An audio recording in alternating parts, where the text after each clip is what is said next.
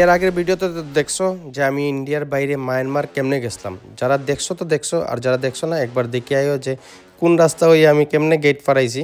তো গেট তো ফারাই গেছি ঠিক আছে, কিন্তু গেটের আশেপাশে লেক করে একটা জায়গা আছে, যে পাহাড়ের উপরে একটা লেক আছে, বেশি না 4 কিলোমিটার ডিস্টেন্স। তে ওই জায়গা থেকে যদি কেউ এমনি যাও বাইক ভাড়া মানে 1 to 5 রাইড যেটার কয় এটা ভাড়া নিতে পারবে আমরা ইন্ডিয়ার 500 টাকা মাত্র। আর ওই দিকের হইলো 18,000 টাকা, মানে আমরা 1,000 মানে ওইখানে 36,000 টাকা। তো এই কারণে আমরা ইন্ডিয়ার 500 টাকা, তার এখানে 18,000 টাকা হয়, কিন্তু ওই 1 to 5 রেন্ট হইলো ওই জায়গায় যাওয়ার 500 টাকা ইন্ডিয়ান কারেন্সি। তো এখানে যাইতে তো বেশি সময় লাগে না, 4 কিলোমিটার যেতে আর কত সময় লাগে, আর নিজের বাইক দিয়ে নিজে যাই আর কি তা লাগেই। আর এদিকে উল্টাপাল্টা চালাতে চালাতে তো এমনি যেতে লাগে। লেকটা তো হইলো পাহাড়ের উপরে, ওই কারণে অনেক সুন্দর জায়গা। যারাই চাম্পাই যাও একবার ভিজিট করতে পারো, খরচ বেশি লাগে না ইপার থেকে ওই পারে যেতে। তাই আইলাম আমি লেক। তো বাইকটা আগে সাইড করে রাখতে লাগবো, এরপরে তো আমি একলা একলা ভিডিও করারও কেউ নাই, ফটো উঠানোরও কেউ নাই। তো চলো নিজে নিজে একলা একলাই ভিডিও করি, তোমরা লাগিয়ে উঠেই আনলাম যে আমি গেছি যখন তো তোমরা তো দেখাইতেই লাগবো। তো এই দেখো লেকটা কত বড়, আর লেকটা হলো দিল শেপে, রাজার আমলের ওইটা, ওই কারণে পুরা পাহাড়ের মধ্যে দিল শেপের এটা লেকটা। তো বোটিংও করা যায়, কিন্তু আমি যে সময় গেছিলাম এখানে বোটের বলে তেল নাই, হয়ে লাভ নাই। আর এখানে হলো পেট্রোলের লিটার 5,000 টাকা, বুঝছো? আমরা টাকা হিসাব করলে আমরা এখানে তার 5,000 কয়। এটা তো খালি নোট তার 10,000 টাকা নোটও আছে।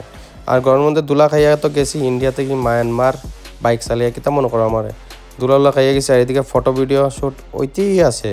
তো এখানে সুন্দর জায়গা ওইবই, কারণ কি আর এর মধ্যে আইতে আইতে দেখলাম একটা বাইক, এটা দেখো বাচ্চারা, দেখো ছোটো ছোটো বাচ্চারা বাইক, কত বড় উষা বাইক। কিন্তু লাস্ট পর্যন্ত জিগেলাম কয় পেট্রোল অম্ল, মানে পেট্রোল শেষ হয়ে গেছে। তারা খুব কিক মারছে কিন্তু স্টার্ট হয়েছে না। আমি কত সময় দাঁড়াইছি, এরপর আমার বিরক্ত লাগে গেছে যে স্টার্ট হয় না আর কি তা করতাম। ওই দেখো উপরে থেকে দেখা যায় ওই ইন্ডিয়ার মায়ানমারের বর্ডারে ছোটো ছোটো বাড়িঘর। আর রাস্তা তো আমরা দিকে বাম দিকে চালাই, তারা এদিকে ডাইন দিকে চালাইতে লাগে। আর রাস্তা তো উন্নতি নাই, কেন আমরা ইন্ডিয়া অনেক উন্নত আছে এই হিসাবে। তো আবার আমার লামিয়া ঘুরিয়ে আইলাম আবার মার্কেটে, যে গেট ইন্ডিয়া মায়ানমার গেট যেখানে, ওই গেট হয়ে আবার আমার বাড়ি আইতে লাগবো আমার ইন্ডিয়াতে। কেন থাকতাম না, প্রথম চিন্তা করছিলাম থাকবো নি, এরপর কই থাকিয়া কি তখন এমন কিছু তো নাই, আর থাকিয়াও কিছু লাভ নাই। তাই ঘুরিয়েও আই যাই আমার ইন্ডিয়াতে জকাতার, যেটা কয় মায়ানমার গেট।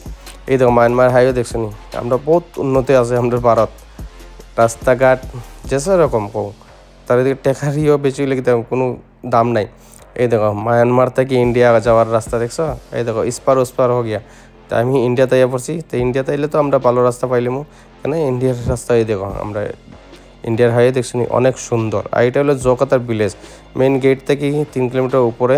তো ওই জকাতার গেছি যখন, জকাতার ভিলেজটা তো কমসে কম দেখি, ভিলেজটা হাইওয়ের মধ্যে না, যে বর্ডার আছে ইন্ডিয়া মায়ানমার, এই গেটের সামনে না, এটা উপরে ভিলেজ কয়। আর পুরা এরিয়াটারই জকাতার ধরে। তো জকাতার আমরা মিজোরামের মধ্যে, যা আমরা ইন্ডিয়াতে।